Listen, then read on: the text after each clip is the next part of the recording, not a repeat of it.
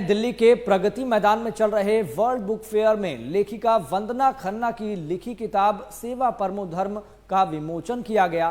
प्रभात publication के banner तले प्रकाशित किताब का विमोचन बीजेपी के सांसद मनोज तिवारी, विश्व हिंदू परिषद के दिल्ली अध्यक्ष कपिल खन्ना और सीनियर वकील विष्णु शंकर जैन की तरफ से किया गया। लेखिका वंदना खन्ना की इस किताब में लोगों के सेवा कार्यों का संकलन है, जिन्होंने बगैर किसी साधन और संसाधन के समाज सेवा के क्षेत्र में अनूठा काम किया। तो लेखिका वंदना खन्ना के मुताबिक उनकी किताब में बताया गया कि अगर मन में सेवा करने की भावना हो तो सेवा का वो काम अपने आप हो जाता है। इस मौके पर बीजेपी सांसद मनोज तिवारी ने भी लेखिका वंदना खन्ना की किताब की तारीफ की।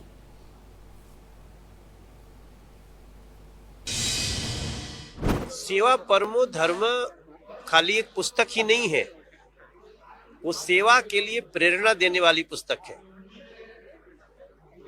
संत ईश्वर फाउंडेशन के तहत हर साल 32 लोगों को 16 लोगों को 32 लाख रुपए का पुरस्कार देना, संत ईश्वर फाउंडेशन को इतना मजबूत कर देना, ये वृंदा खन्ना और कपिल खन्ना की बहुत बड़ी देन है। और उसमें जैसे लोगों को चुना जाता है वो आपको खुश कर देगा जो पढ़ेगा उस किताब को, कि लोग कहीं देश के किसी कोने में निस्वार्थ सेवा कर रहे हैं और संत ईश्वर फाउंडेशन की नजर पड़ गई, उनको चुन के लाना और 2 लाख रुपए, 3 लाख रुपए, 4 लाख रुपए तक के अवार्ड, लाख रुपए के अवार्ड, 50,000 के अवार्ड, ये सामान्य तो होते नहीं हैं। एक अवार्ड कितने लोगों की आर्थिक जो स्थिति होती है उसको मजबूत कर देता है, और चुने ऐसे जाते हैं जो यूनिक होते हैं। तो सेवा परमो धर्म पुस्तक बहुत ही सारगर्भित है, उसको पढ़ना चाहिए सब।